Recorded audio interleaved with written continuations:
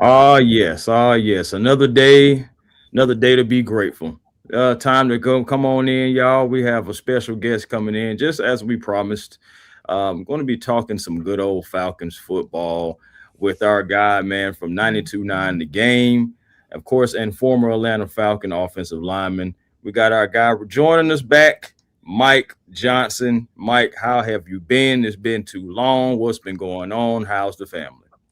Man, this is the busy time of year for me. You guys know how it is up in August, going up to Flowery Branch every day and checking Yeah. in with the Falcons preseason games and doing a bunch of other work-related stuff when training camp kind of knocks out. But I wouldn't have it any other way. And it's been a lot of fun to kind of follow this team so far. But we're grinding, man. We're doing it one day at a time. And my kids are crazy every day, and the work schedule is crazy, but it's all love here in August, man. Looking forward to a fun football season, fun fall. Oh, Hey absolutely. man, hey, that's a fact. That's a fact. And the crazy thing is, my daughter be 25 in October, so Oh, she's still wrecking my nerves. So I guess it never goes away. but uh, I hear you. Hey, but let's jump right into it, man. Quarterback position, what we've been talking about, man. The media been getting on Tua, talking about it was a awful first start, and I agree with that. Penix, his minute is not there. How do you see this shaping out in the next couple of weeks? You know, it's really interesting the way this is kind of how it's all flowed, because I think going back to when Matt Ryan and Ian Cunningham, Kevin Stefanski were brought in, I've been saying all along, like, you have to look at this almost like it's a heavyweight title fight. Like, mhm. if you're Tua, you need to throw the knockout blow on Michael Penix, and Michael Penix is going to be given every opportunity because not only is he under contract for the next couple of years, but he's cheap for the next couple of years, right? And if you're Tua coming Right. in here, you kind of have to throw the knockout blow, and you have to go out and win the fight. And right now, it's kind of shaping up to where Tua hasn't thrown the knockout blow. Like Mhm. Michael Penix is going to continue to be given opportunities, and I think rightfully so. I think obviously we all think he's a talented guy. I think both of them are extremely talented and top end of the draft type picks, but it's the injury history that I think everybody's concerned about. So, we'll see how it all pans out over the next couple of weeks. I still, in my heart of hearts, I'm rooting for Michael Penix to win the job because of that situation. But I think the nature of where Tua is at in his career and learning a new offense and understanding defenses structurally, I think that will probably bode well for him in this. But you're right, man. You said it off the top. Like, did not look good Friday night. Did not look comfortable. The drop snap on the screenplay and just jittery overall. And you won't see him this coming weekend in Indianapolis, but I think all Yeah. of us are kind of hoping the next time we see Tua that he looks a little bit more calmed down. Right, Agreed. right. I know me and Smitty, we were talking about this, and this is coming personally from me. So just want to put out there disclaimer. Mike is not saying this or anything, but for me, Mike, and I mean, and give me your professional, opinion about this. It's never really good when you have a fully healthy quarterback, it's in a competition with a guy who's not fully healthy, but he hasn't really grabbed the bull by his horns, and the door is still open for the guy who hasn't even been cleared. Like, give me your thoughts about that.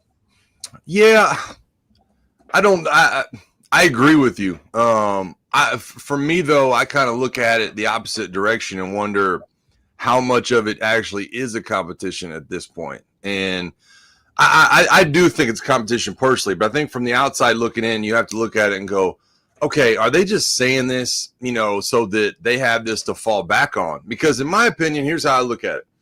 And I get the question all the time. When we're on radio, we get callers, and it's like, why haven't they named a starting quarterback? If they feel good about Tua and Penix still isn't cleared and we're halfway through training camp, like, Tua's obviously the guy.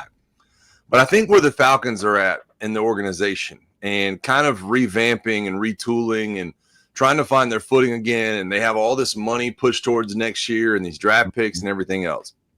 I think if you're Kevin Stefanski and you're leading this organization, there is no timeline because the odds are, and you guys know as well as I have, we've seen it over the last 4 years here in Atlanta, they're going to both play. I personally don't believe this roster is talented enough for them not to both play. I think you're going to get to a point, in the season where maybe you're, 4-5, and maybe Tua has scuffled, and maybe, the defense hasn't been able to stop the run real well. And everybody's going to be looking towards the bench. And I say all that to say is the most popular man in the room or in the stadium in this instance is always the backup quarterback. And I think if you're Kevin Stefanski, you want to be able to look at this fan base and look at the front office and say, we had a quarterback competition. We had two truly healthy quarterbacks at one point, and we had a competition, and this is who we landed on. And I think if you don't get that, then all that noise becomes a little bit louder down the stretch when you do have difficulties throughout the season. So I'm not in any hurry. I think it's Tua. I think most people think it's Tua, but we won't truly be able to understand that until you do see the healthy Michael Penix out there in 11-on-11 drills and playing preseason. Very fair. Absolute fact. And you talk about the quarterback position. You played with the president of football, Matt Ryan, and you really know, his ins and outs of how he thinks and how he runs the offense.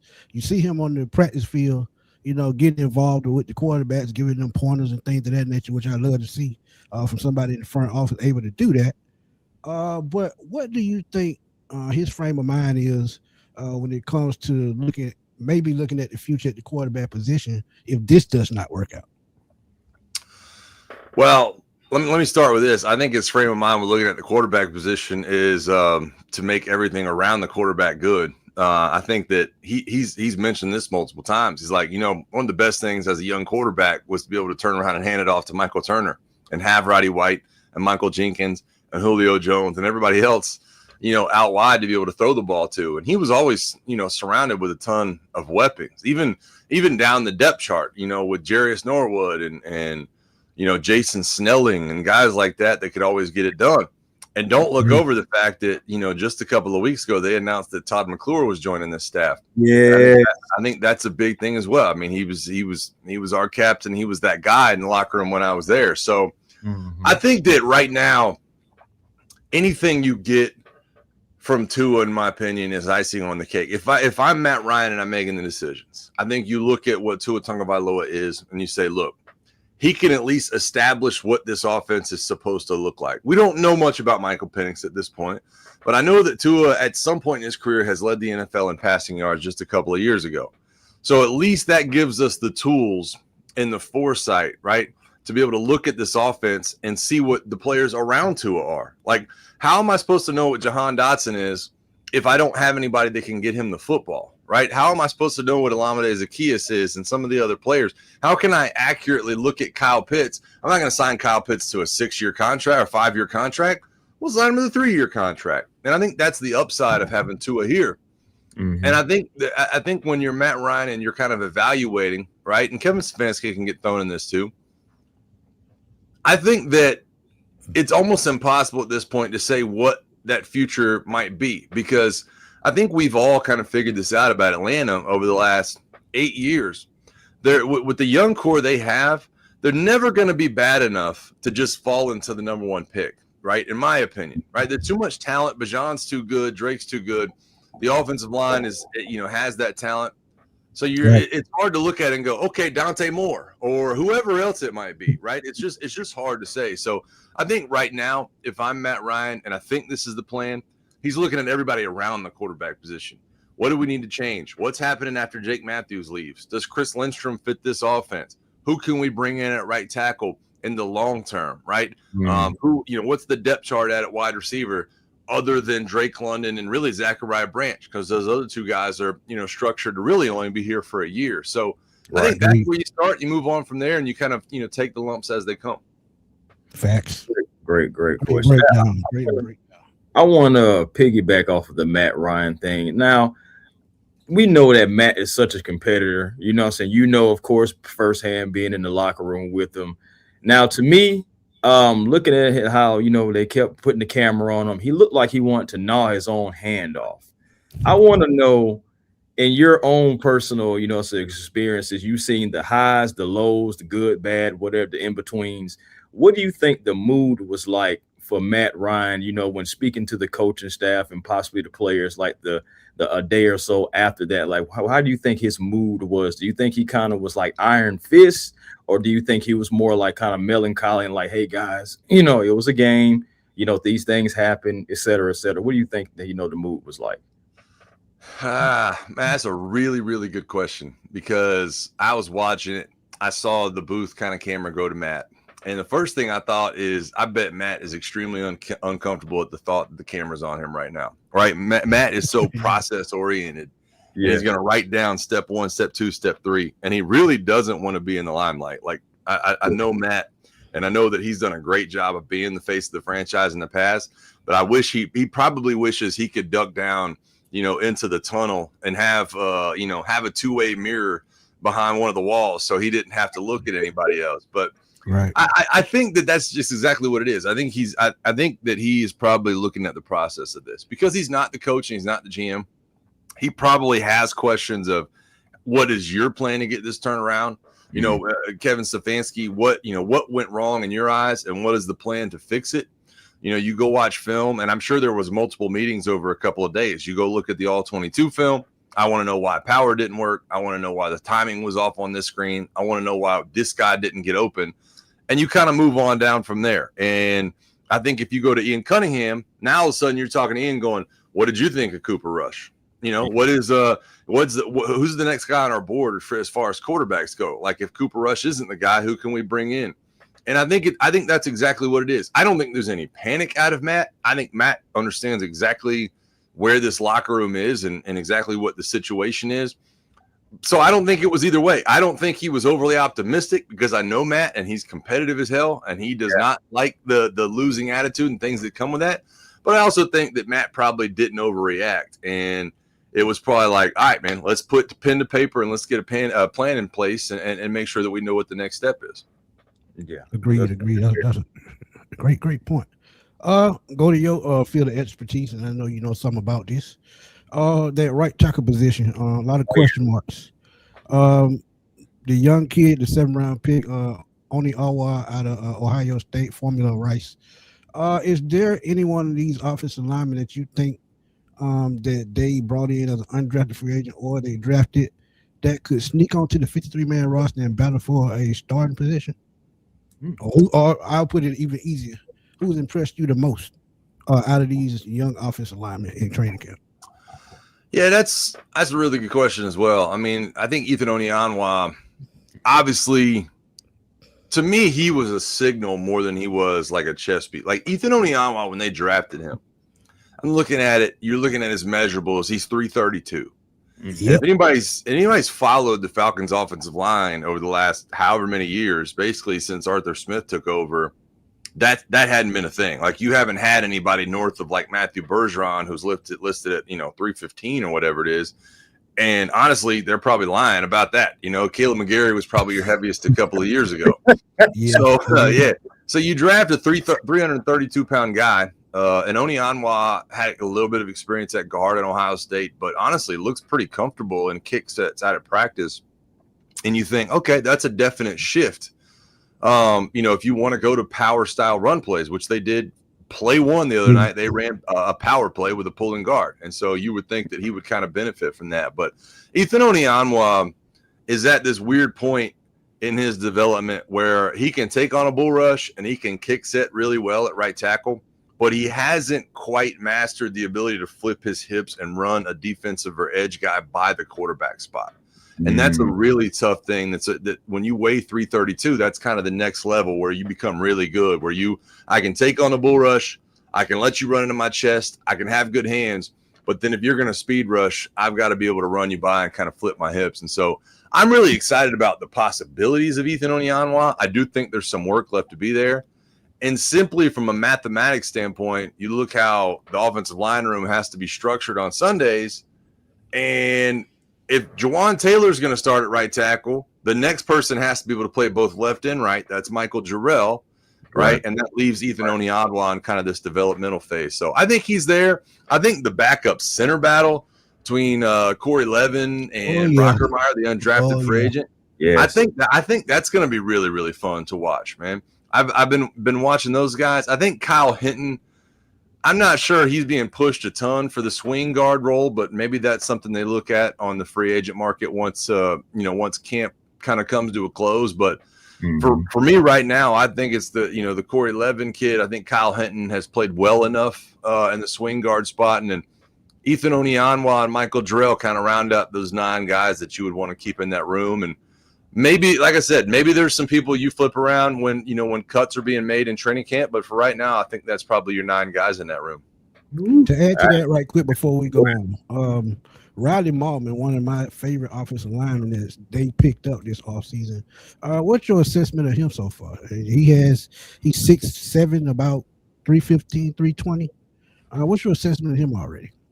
He's been solid. I think that honestly, well, the first time I noticed him, he was actually getting in a fight at some point in practice. I can't remember who he was fighting, but we were all like, "Who was that?" Oh, it was Riley Maltman. He's good, man. I think he's got a lot of strength. I think there's a lot of upside, and I think that he's the kind of guy that the Falcons would be really lucky to keep around on a practice squad and develop. I don't think he's quite there yet, just from a physical standpoint. I don't think he looks like Ethan Onyanwa. I think he's more in like the Jack Nelson range from last year, who they ended up letting go of. And there's a lot of upside with the length he has. But, it's going to be an uphill climb at that spot throughout the end of camp. Okay. Yeah. I know you just mentioned about Brockemeyer. That's actually one of my favorites to possibly still be able to kind of slide his way on the team, man. But I know Ryan Newsill is his job to lose. But Brockemeyer did look pretty good in the preseason game. I know. Could you elaborate more on like the Brockemeyer and Leaving thing? Yeah. Well, I think the interesting thing about Brockemeyer, and this is what I'll be keeping my eye on for the next couple of weeks, is from what I can understand, they don't have like an interior swing man. I have not, and I'm sure it's probably happened, but I haven't really seen Kyle Hinton snap, and I haven't seen Brockemeyer or the Corey Levin guy. I haven't seen either one of them move to guard. And that's really where things start to get unlocked a little bit, right? When you can move players around all the way through the interior and bump guys over, and this guy can snap and this guy can do different things. So I'll be curious to see, if Brockemeyer maybe plays a little guard. I think that would be a big hint for me as we move throughout camp. Can Brockemeyer play guard? But, Ryan Newsill goes along my same thought process to a lesser degree that I feel about Divine Diablo, and then I feel about Jesse Bates, and then I feel about Mike Hughes. If you guys really look at the structure of what they've been trying to get accomplished as an organization, they have had no trouble at all paying guys coming off of rookie contracts and getting on their second contract. We've seen it 4 times this offseason. Right. What they haven't done is pay guys that are going into a third contract or guys that are getting near the age of 30. And I'm talking about this last year, like Caden Ellis and David Onyemata. True. Right now I'm talking about Jesse Bates. You haven't seen them extend Divine Diablo or, like I said, Mike Hughes or some of those other players that kind of fit in that realm. So Ryan Newsill is one of those that I don't really know how to feel. He already played through his rookie deal. He got the 2-year extension. This is the second year of his 2-year extension. So I do look at the future and wonder how big of a portion of that he is. But I think he's going to have to battle not just through training camp. I think that means he's going to have to battle all the way through the season to make sure that he's going to be that guy in the long-term future for the Atlanta Falcons. That's exactly how I feel. He's going to have to battle the entire season right there. Yeah. Yep. Agreed. And we looking at the linebacker position, one of the key positions I think is going to be key for this defense. You talked about it earlier. Caden Ellis goes back to New Orleans, so Divine Diablo comes back for another year. Had a solid year last year, even though he missed 5 games with that injury, and that was a key loss. Daniels has stepped up with the green dot the last week or so. How much will these young linebackers factor into this rotation? Because Christian Harris, to me, he's an inside of the starter as well. But Kendall Daniels and Harold Perkins have stepped up big time. Will one of these guys end up in the starting rotation at some point this year? My money would be on yeah. I wouldn't. I'm not going to make that any secret at all. I think that as a former player, I get a chance every now and then to kind of walk through the complex and walk through some of these areas that I'm not really allowed to as a media member. True. Right. And I get a chance to kind of look around, and I've noticed Kendall Daniels multiple times just being a film junkie, just the only guy in the linebacker room, just sitting in there watching tape, running tape. And I'll kind of walk by and I'll notice, and I'll be like, man, that guy, he's here. He's in it to win it. Boy, he's trying to get it in there, that linebacker room. And I've heard some of the similar things about Harold Perkins. And I think that's really exciting. Harold Perkins, he looks the part. Like when we first got out to practice, and you're not really familiar with the rookie's new numbers, and you're looking around, you're like, God, who is that guy? And Harold Perkins, right? Yeah. So I don't know. I don't think Christian Harris is just. I think his name in the starting lineup right now is written in pencil, and I've been a huge fan of his going all the way back to Alabama, right? As I have with a number of these players, but I don't know if that's the long-term answer. I think if you look at the Houston side of things, which is where he just came from, Henry To'o just got a big-time extension as part of Houston's defense because he really knocked Christian Harris out of that role and really kind of took over that spot. And Christian Harris, really wasn't left with any roster spot to kind of compete in. So I don't know. I think that either Kendall Daniels or Harold Perkins, one, will end up slotting in next to Divine Diablo. And if there is an injury to Divine Diablo, Kendall Daniels will slot right in and should know exactly what to do. Now, can he do it at as high a level as Divine Diablo? I don't think so. I don't know if that upper end speed is there for him, especially right now. But he's more than serviceable, and it's clear that they trust Kendall Daniels. So I think in a perfect world, they're going to look at it and go, yeah, we can't lose here. Like, we're going to develop these guys. It's almost like drafting a quarterback a year early, letting the presumed starter kind of start one more year. I feel like that's how they're looking at the linebacker spot right now. Agreed. Definitely agreed. Okay. So let's go ahead and talk about the recent signing to help the edge room. Zadarius Smith. How much do you think that he can bring to not only the edge room, but just the defense? We have guys like Nate Ollie, one of my most favorite coach on the Atlanta Falcons staff. But you got Nate Ollie, you got Jeff Ulbrich. I believe that those guys can possibly pull the best out of Zadarius. But, of course, it's going to all fall on Zadarius. How do you think that he can help bolster this Falcons defense?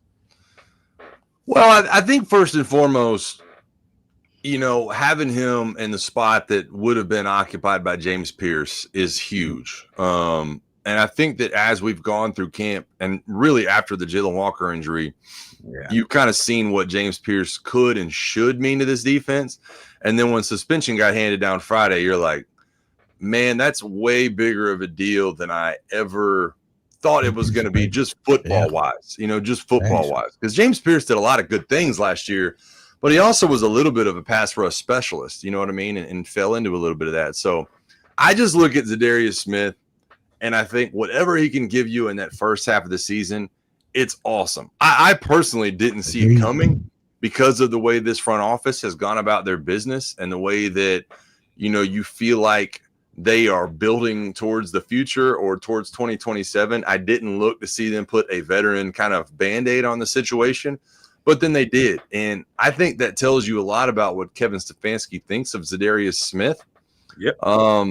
He can bring a ton to a room. There's no doubt about it. I went back and watched his tape earlier today of when they played against Denver last year when he was in Philadelphia, and he's a good player. He knows how to fight off blocks.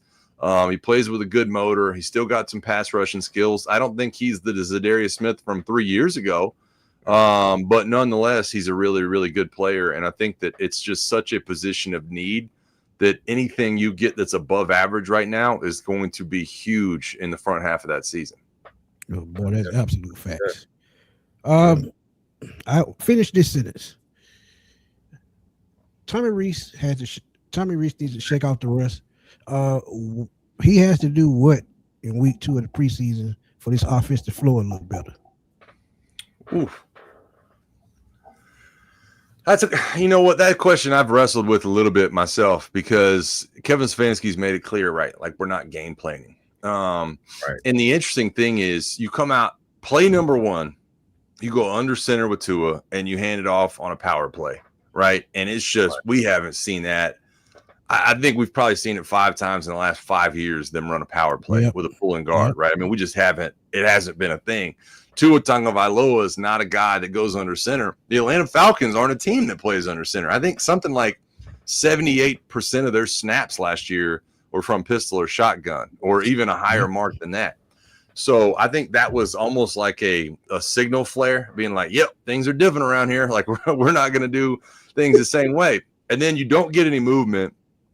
And let me just back up a little bit. So you run power, and you're trying to get a double team with Michael Jarrell and Kyle Pitts, and you get no movement, right? There's just nothing there. So then I'm asking the question, okay, why isn't Austin Hooper a part of the front side of this run game? You know, when that's exactly what you brought in Austin Hooper for, was to be the guy at the line of scrimmage, so Kyle Pitts didn't have to, but yet he's not a part of that. Not only that, but Michael Jarrell was the other half of that double team. That should be Jawan Taylor, right? Like, we're dealing with a little bit of mismatched pieces here. So I don't know that there's any one answer for Tommy Rees. I think that there's going to be way more game planning goes. But I think just having a successful operation and having all your players available is what's going to mean the world to a Tommy Rees, right? It's if you're looking down and you're going, all right, who's on the field right now? Oh, that's not Drake London, that's Chris Blair. You know, like, you're gonna do things a little bit differently, and that's what I think you were dealing with in week one. I've tried not to blow week one of the preseason out of proportion, right? Because I do think it matters a lot what the operation looks like. But I also don't know that judging Tommy Rees too much when you have a drop snapped and a double team that gets no movement and bad timing on a screen, and then receivers that aren't at full strength. It's just kind of hard. So I would just say the operation needs to be flawless, and you need to try to find. How about this? You need to try to find a way to get Tua in a rhythm in week 3. That's what I do know. Find a way to get that man in rhythm. Maybe it's a screen throw on first down, whatever it may be, some easy stuff, and get some chunk yardage, and see if he can settle in. That's what my real long-term answer is. Agreed. Okay, so Mike, you've been in these joint practices and everything like that before. Can you tell us, like, okay, does it really simulate the same real game action, or does it just feel like another practice just with a bunch of dudes? I think it's as close as you can possibly come to a real game without being a real game. And God, I've been through so many of these. I went through multiple of these every year I was in my 5 years in Atlanta. And the first year I got there, I'll never forget it. Well, I walked through the weight room on my way out to the field in Flowery Branch, and I looked down and I saw a pair of Jordans with a T-shirt laying on top of it. And it was like blue and red. And I looked at our strength coach. I said, "What is that?" And he said, "Well, that's Tom Brady's shoes. He's going to get a workout afterwards." I was like, "Oh, that's kind of cool." Yeah. And then you walk out there, you see Belichick, you see Randy Moss. The hill is just loaded with people that are getting after it, and it's intense, man. It's a lot of fun. But when you get down into the working portion of it, it's game like. I'll never forget. I had been through 3 weeks of blocking like Corey Peters, in practices with the Falcons, and kind of we knew each other and played against each other in college, kind of learned each other's moves, and he's going to try to rip move, and then this guy's going to try to swim move, and you kind of have this inner dialogue going. I get down to Houston, probably 2013 or 2014, get down to Houston, and it's 2s versus 1s. I was a 2 at the time, and JJ Watt's lined up across from me. So now I'm like, wow. Oh, this ain't fun. You know what I mean? Like, you're gonna get 2 reps against JJ Watt. The first one, I did right. Like, he kind of goes back to my inside. I kind of counter punch a little bit and wash him away, right? And then the second one, he absolutely treated me like he was a forklift and just moved me out of the way, right? Then all of a sudden you're in a 2-minute drill a couple of minutes later, and you're looking at him going, "Man, this ain't gonna be fun at all. I don't want to go against JJ Watt in a 2-minute drill." So I mean, it's just good competition. You can't overblow it because there's going to be schematics and things like that, but just situationally understanding what the other team is trying to get accomplished and what you want to get accomplished. Like I said, go 2-minute drill, you go no huddle, you go red zone, you go goal line, you do all these live stuff, and that's really where the work gets done. And I think it's a huge part of getting better in today's NFL. Absolutely. This is going to be an easy question and a slightly hard question at the same time. Uh-oh. Your surprise player to make this 53 man. Yeah, I'm throwing shots today, Mike. I'm ready. How about this one? and I don't know how. I can't. The math doesn't work out for me. Okay. But the fourth tight end right now. The fourth tight end right now is a guy named Josh Simon. He's a second-year player out of South Carolina. Yeah. When I saw Josh Simon in college, unbelievable. Led South Carolina in receiving yards and receptions and all this. And then I saw him last year at practice, and I was like, man, he didn't make the leap real well. Like, he just didn't look like I thought he was going to look when I laid eyes on him. Fast forward to this year and this August, absolutely looks like he's supposed to look. Like, you got out there and I was like, oh my God, like, he looks like a different player, probably a little bit heavy last year. And again, you've got Hooper, who is different than Charlie Warner, who is different than Kyle Pitts. So I don't know how exactly he fits in, and he's got to be good on special teams. But man, like, when he wants to go, he is an absolute dog in the receiving game, and he kind of brings that, that diet Kyle Pitts look, when he gets the ball in his hands. So that's one I would say would probably be of a little bit of shocker. You got to move some pieces around at wide receiver and offensive line and running back if you're going to make it happen. But he's just one that I've got my eye on offensively that I'm like, man, if you can really get him to play at the level that I think he can play at, he could be a really exciting player for this team. Absolutely. Yeah, and that's crazy you said that, because a lot of our followers, that's one of the names that comes out their mouth the most. Yep. I like his frame. I like everything I've seen about him. I think you could probably dig real deep into the secondary, but it's almost just too much of a mashup back in the secondary with Darnay Holmes and Avion and all these other pieces moving around, and Sidney Brown playing nickel and safety. It's hard to kind of project back there who fits where, with Hall and Mike Ford and all these other players. But I look at the offensive side of the ball with roles a little bit more well-defined, and I think he's just one to keep an eye on long-term. All right. So these are really like my last questions. It's a two-part thing, so try to stay with me on this. It's dealing with the offensive line and the quarterback. So now let's back it up to Tua, and I like to offer perspective. So yes, Tua had a bad game, bad showing, and everything, but I do want to give Denver its credit. Their defense came to play. And I do believe that there was some confusion that they was able to generate, especially with the right guard position and at the center position with Newsel, to kind of like speed up Tua and kind of knock him off that rhythm. So I'm trying to figure out, what can the offensive line do better to have a better showing against the Colts? And I also want to get your thoughts on, I know they didn't ask him to do a whole lot, but in the sample size that they gave him, he did do pretty well. And I want you to talk about Jack Strand. Well, let's start with the offensive line, because I'm with you. Mm-hmm. And it almost looked like the offensive line, those are two veteran players, and Chris Lindstrom and Newsel, that have played next to each other for a while. And I'll throw really the rest of them in the group as well, and kind of say that to lead to the fact that they didn't game plan. And that's not really only an offensive staff or Kevin Stefanski or Tommy Rees thing, or even just a quarterback thing. Mm-hmm. That lends itself to the fact that you might not have watched much film at all, like on Denver. Like, you might have gone in, you might have said, hey, it's a 3-4 shell or a 4-3 shell, or they have options with what they're going to do with Benito and Cooper and all these other rushers. But you might not have looked at that as a game plan issue and been like, all right, their number one blitz is a cross blitz in the A gaps, or the double A gap mugs is something they like to do, or they'll walk a safety down.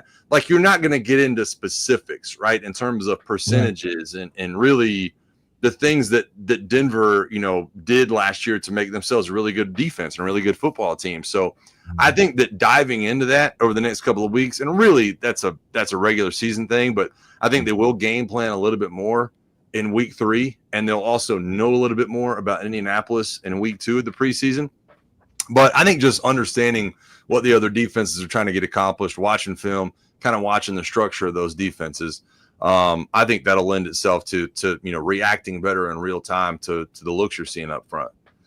Jack Strand, I've been kind of critical of Jack Strand because I think that he's getting a lot more love than probably he should.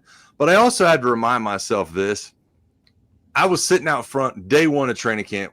the morning shift. We're live on air. We have Kevin Stefanski on air, right? This really happened in real time, right? Kevin Stefanski's sitting 5 feet away, and I look at him in the interview, and I say, Coach, let's go ahead and start off the top.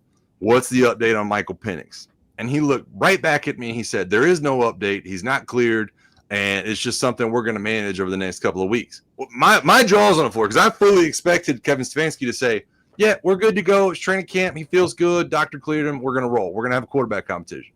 On my phone, after I asked that question, I got a text from a friend that said, hey, Tua is going to be limited. He's got a lower back issue. I'm like, huh, man, that's crazy. Like I mean, 2 minutes apart, I'm hearing from both of those. And then on my Apple Watch, I got a ding, and it was an email from the Falcons that said Trevor Siemian has been let go. Yep. Non-football injury list, and he's been let go from the team, and there's an injury settlement. So now, during this interview with Kevin Stefanski, I'm looking at it going, you're telling me day one of training camp, all this buildup, like it's Christmas Day out here, and I'm going to go out there and watch Jack Strand get under center out here in Flowery Branch, and an undrafted rookie free agent quarterback, and try to operate this offense when all these other guys, these veteran names, were supposed to be a part of this. So I kind of go back and forth where I'm like, man, Jack Strand's getting this praise. He's got a great frame, a great arm, does the off timing stuff really well where he can run around and make throws. Kind of has like a Tyler Shuck feel to it, honestly, if I hate to say that name out loud. But I also think you have to give him the benefit of the doubt on everything he's doing because he got thrown into a situation that he should have never been in. You should never have a Division II quarterback come in here and be taking those reps early. So I don't know, man. I think that there's so much upside to him. And if you can get him on the practice squad and he's your third guy, I think that would be really, really fun to follow. Ooh, I'm just not sure as far as like the on time stuff that he's quite where he needs to be just yet. I'm nervous about that practice squad, right? Yeah. Like, would it be crazy? Like, okay, this is what we're thinking, and I know a lot of our followers think this as well. If you put Jack Strand, like if he continues to progress, and you put him on the practice squad, a quarterback needy team or a quarterback team or a team that's like interested may just snatch him right off the practice squad. Then you lose him. You're always going to run the risk of that.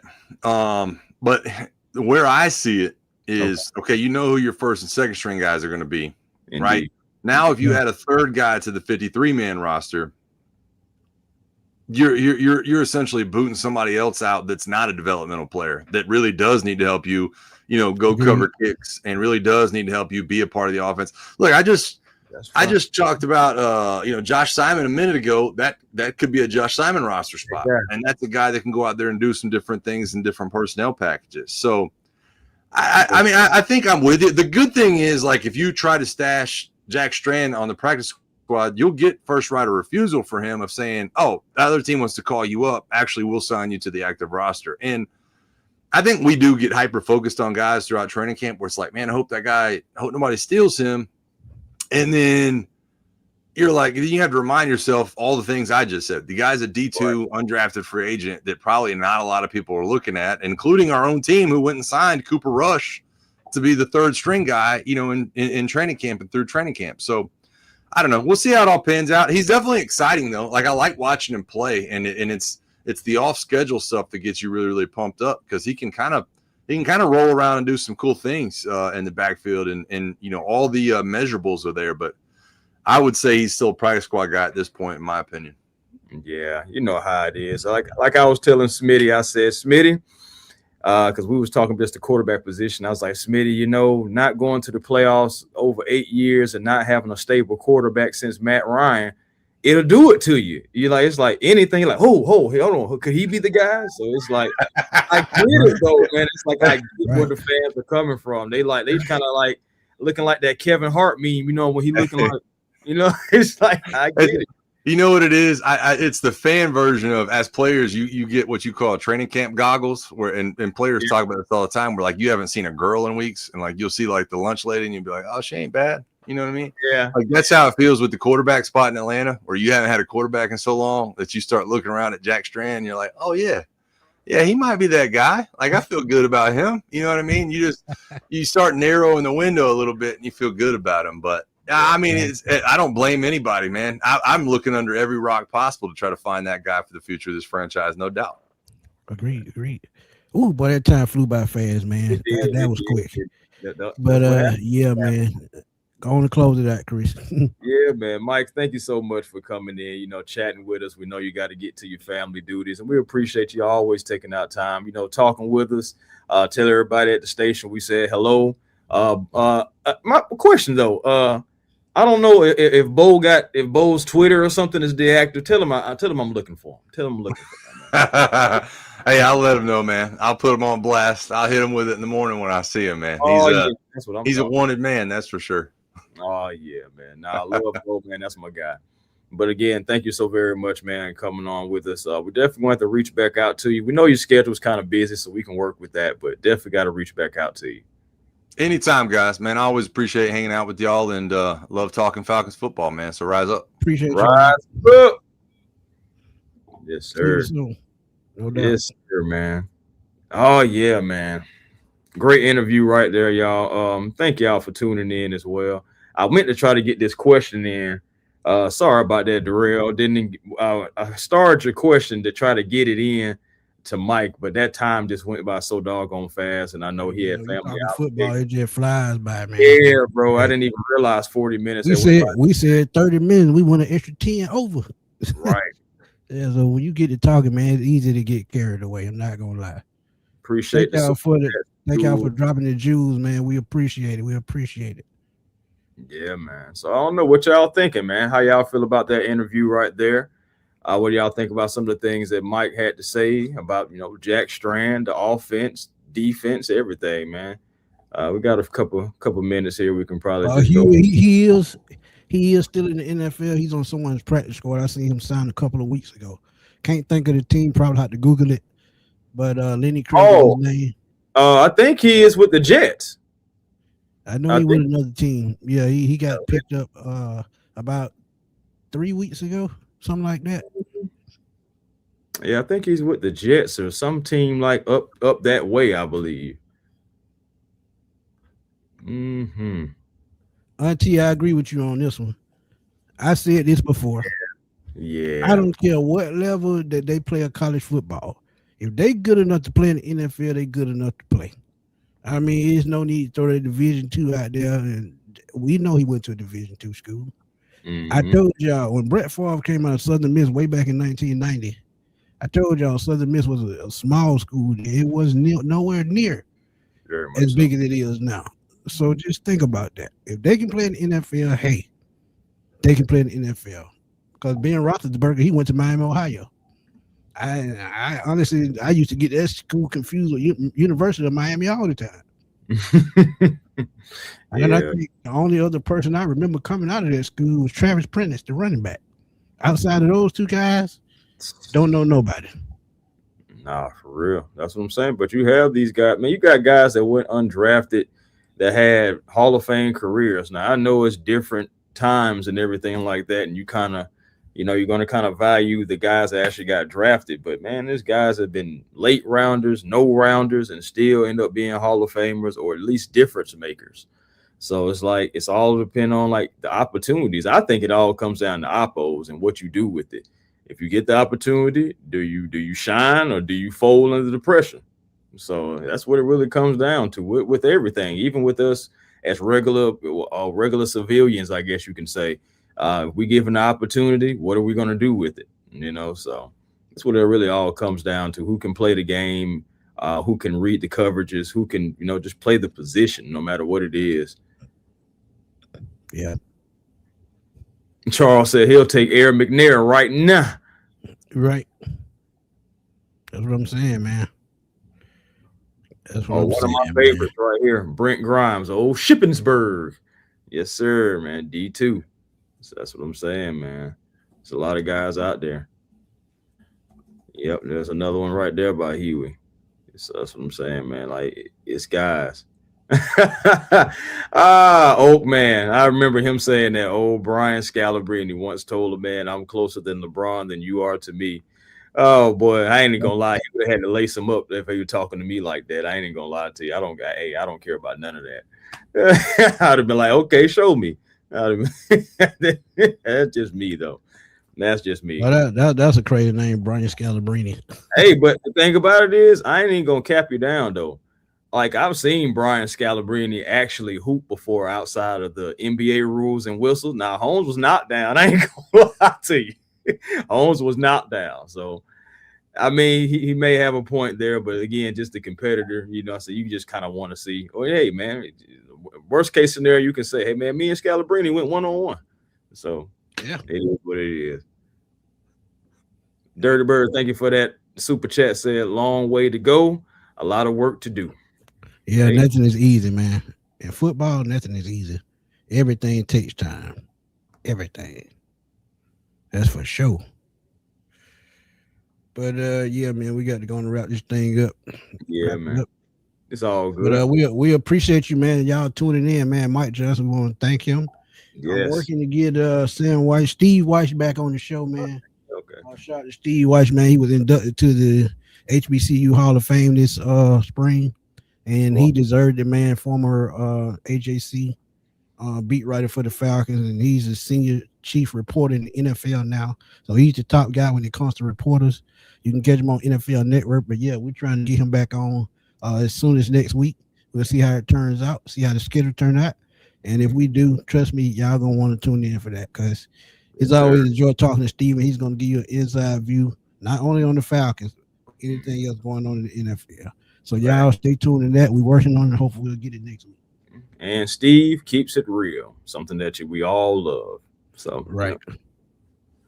Yeah, indeed. But yeah, man, A1 Forever Sports, the platform on YouTube. Like, comment, subscribe, be a part of the A1 family. We'll appreciate that over here. As also Hawks Digest and Falcons Digest as well. Again, what I'm saying, make sure y'all guys are hitting the likes on A1 Forever Sports. Yep, just like Monte Carlo said right there on A1 Forever Sports and on Smitty Sports Machine because it helps both pages. I know, so we're the brothers of destruction or brothers in crime, whatever y'all want to call us, pop-up boys, but at the same time, we do have our own individual channels and individual brands. So please make sure that you guys are showing love on both channels. But make sure you guys find your peace, man. It's a little bit after 3. So positive energy still always creates elevation. That's how you find your peace. We're going to have more shows coming. We're working on trying to get somebody for post-game right now as well for the Colts. So we're working, trying to keep bringing these guests in, for you, the fan, and of course, so we can have some good conversations because, me and Smitty, we can talk all day, but it's always great when we can add a third or a fourth. So, yeah. And we're going to be doing a lot of that in preview shows this year. So y'all make sure y'all tune in every Tuesday night, 8:00. Because we're going to try to get we're going to try to get some people in here this year, man. Mm-hmm. So and trust me, y'all, it's hard getting these people in because their schedule's so busy. So the schedule being busy, sometimes it's just hard to book people at a certain time and a certain date. But if we can't get, like former players or journalists, we get other content creators to come in from other teams to help us out. So, it's a process, man. But trust me, we get it together this year. But find me on Twitter at FatboySlim_21. I'm always on there blowing that thing up. Stay tuned. The Smitty Sports Machine will drop the latest news and my reaction to crazy takes around the NFL world with the Falcons. And also, if I see anything going on in any other sport, any other team, I may just drop my comments on that as well. If y'all missed that take of Dan Orlovsky saying Tua will have to November, trust me, I turned to Wyclef John on that one. He gonna be gone till November. But look, trust me, y'all go check that out on the page right now. I dropped it a little bit earlier. But again, thank Mike Johnson for coming through, talking to us right quick, and thank Chris for putting that interview, man. Great job. Salute to you. And man, we gonna roll on out of this thing because there's more news out there. We got to go find it. Miss Jenny, what's good? We appreciate you too. We good. Thank you. Roll on out of here, man. If y'all just tuning in, please hit that rewind button. Check out the replay. And hey, we don't know what's gonna happen with Kaminga. We tied it ourselves. We just talked about it last week with Steve Holman. But hey, man, it happens. But I mean, trust me. Talk about a video talking about like what in the world. But we'll see, man. Just stay tuned to Hawks Digest and make sure you keep them socks on. Facts. We're gonna roll on. We're gonna roll on out there, man. We're gonna holler later, man. Peace.